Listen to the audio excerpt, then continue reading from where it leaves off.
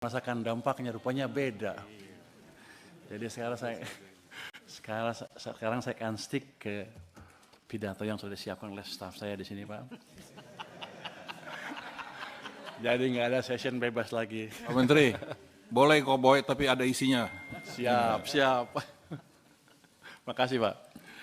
Hadir bersama kami dari Menkeu pada hari ini adalah saya sendiri Menteri Keuangan, para wamen, ada 3 wamen di tempat kami, sekjen, irjen, para dirjen dan kepala badan, para staf ahli Menkeu, para pimpinan BLU atau Badan Layanan Umum dan jajaran, dan juga Anda siapa? Pak Sekjen kami, Pak. Dia suka protes kalau nggak disebut namanya, Pak. Harus khusus katanya. Yang terhormat pimpinan dan anggota Komisi 11 DPR RI, pertama, kami akan menyampaikan peran APBN untuk stimulus ekonomi dan mewujudkan kesejahteraan.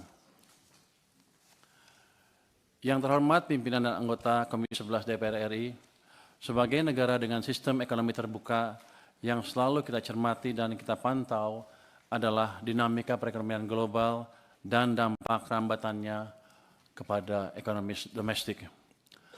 Saat ini tekanan terhadap perekonomian global mulai sedikit mereda, namun risiko ketidakpastian tetap perlu diwaspadai. Ketidakpastian global utamanya dipengaruhi oleh perang dagang, konflik geopolitik yang memanas, ancaman keamanan global di mana negara-negara berlomba memperkuat cyber dan nuklir yang jika tidak dikelola dengan bijak akan menjadi masalah serius di kemudian hari.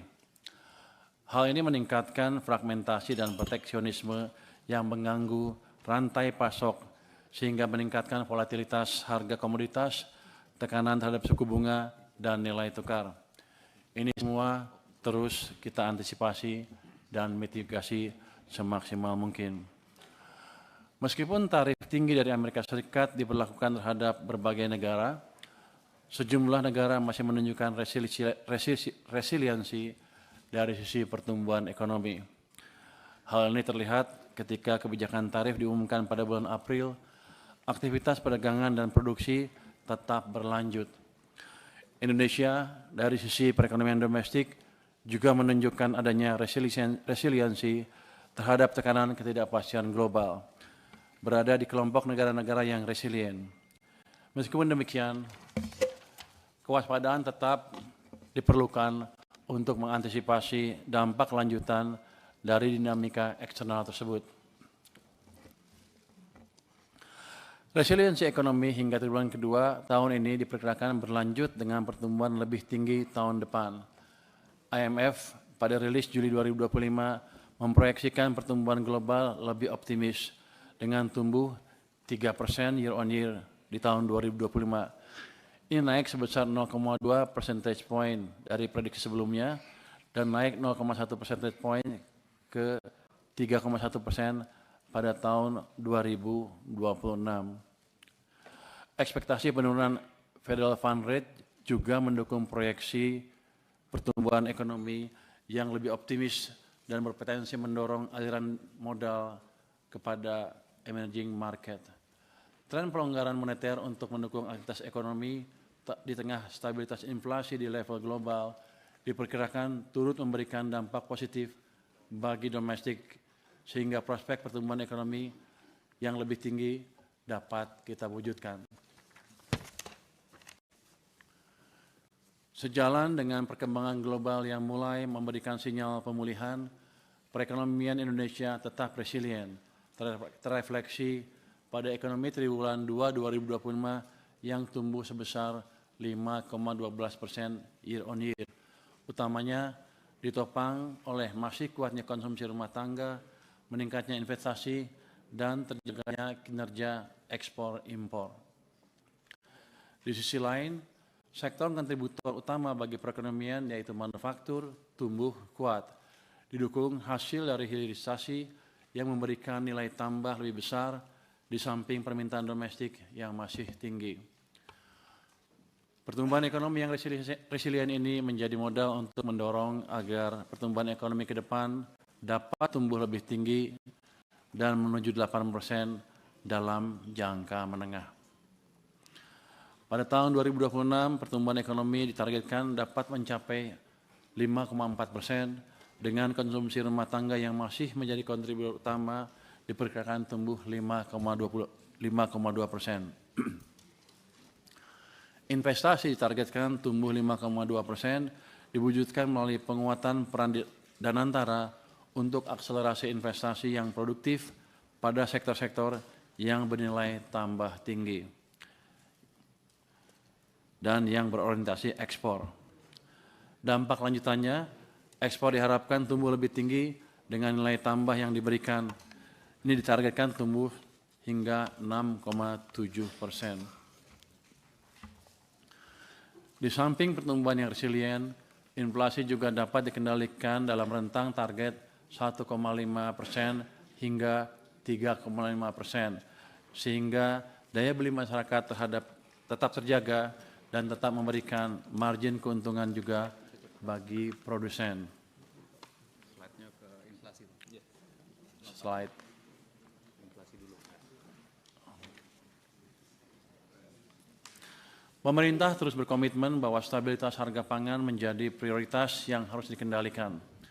Berbagai kebijakan ditempuh, antara lain melalui stabilisasi pasokan harga pangan atau SPHP, pemberian bantuan pangan, hingga penguatan peran Bulog. Bulog didorong berperan menjaga stok pangan yang handal sehingga efektif untuk menstabilisasi harga sekaligus mampu melindungi petani di harga yang wajar sehingga kesejahteraan petani dapat meningkat. Dibandingkan berbagai negara, Indonesia dengan kebijakan yang koordinatif baik dengan Bank Indonesia, KL terkait, dan pemerintah daerah mencatatkan inflasi yang lebih terkendali dibandingkan banyak negara. Banyak negara masih berupaya untuk mencapai level inflasi yang ideal.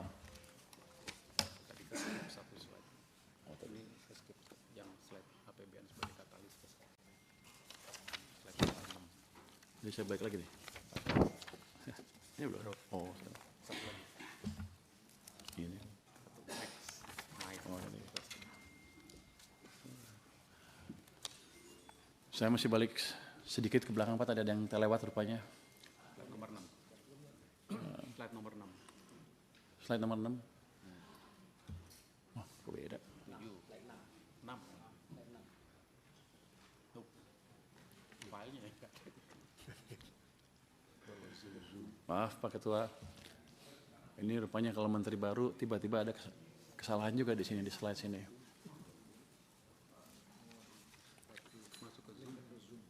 Oh, ini di habis growth. Habis growth terus ini. Kelewat tuh gue.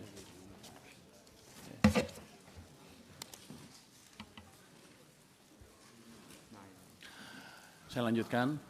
Dalam rangka mendorong pertumbuhan ekonomi yang lebih tinggi, diperlukan percepatan investasi. Upaya percepatan investasi ke depan tidak hanya mengandalkan APBN, tetapi juga ditopang oleh penguatan peran swasta dan Danantara Indonesia sebagai Sovereign Wealth Fund. Ke depan diharapkan kontribusi investasi dari Danantara terus meningkat hingga tahun 2029, sejalan dengan meningkatnya kontribusi swasta. Investasi strategis yang dilakukan oleh Danantara diarahkan untuk mendukung sektor-sektor produktif yang mempunyai nilai tambah tinggi, memperluas kesempatan kerja, dan meningkatkan kesejahteraan. Pemerintah melalui APBN juga tetap hadir sebagai katalis untuk menggairahkan peran swasta, sehingga ke depan diharapkan Danantara dan swasta berkontribusi besar sebagai motor bagi pertumbuhan ekonomi. Dukungan untuk pembangunan infrastruktur melalui APBN juga dilanjutkan yang diarahkan untuk proyek-proyek prioritas yang mempunyai daya ungkit terhadap pertumbuhan antara lain perumahan, infrastruktur pendukung ketahanan pangan, ketahanan energi, serta sarana dan prasarana pendidikan dan kesehatan.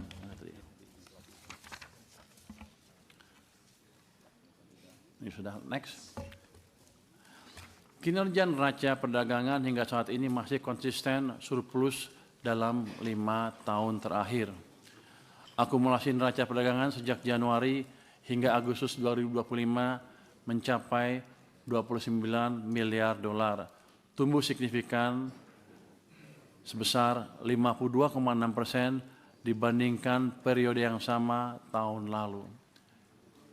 Jadi ini menggambarkan global ekonominya nggak seburuk yang dibayangkan orang dan mesin-mesin ekspor kita siap untuk mengisi kebutuhan ekonomi global. Jadi pertumbuhannya amat signifikan 52,6%. Kinerja neraca perdagangan ditopang ekspor yang secara kumulatif dari Januari hingga Agustus 2025 mencapai 185,3 miliar dolar, tumbuh 7,8% dibandingkan tahun lalu. Sementara itu, impor tercatat 156,3 miliar dolar, tumbuh lebih rendah dari pertumbuhan ekspor di 2,3%. Ini mencerminkan ekonomi domestik yang aktif baik dari sisi konsumsi maupun produksi, termasuk aktivitas impor yang mendukung produksi barang-barang untuk tujuan ekspor. Kinerja tersebut turut ditopang tarif resiprokal untuk Indonesia sebesar 19%, ini lebih kecil dari banyak negara. Di samping tentunya upaya pemerintah untuk terus membuka kerjasama untuk pasar ekspor baru, termasuk dengan menjalin kerjasama internasional seperti penyelesaian perjanjian EU-SEPA dan bergabung dalam BRICS. Dari sisi komoditas, ekspor terutama ditopang produk industri pengolahan, antara lain CPO dan turunannya, serta besi baja yang tumbuh kuat.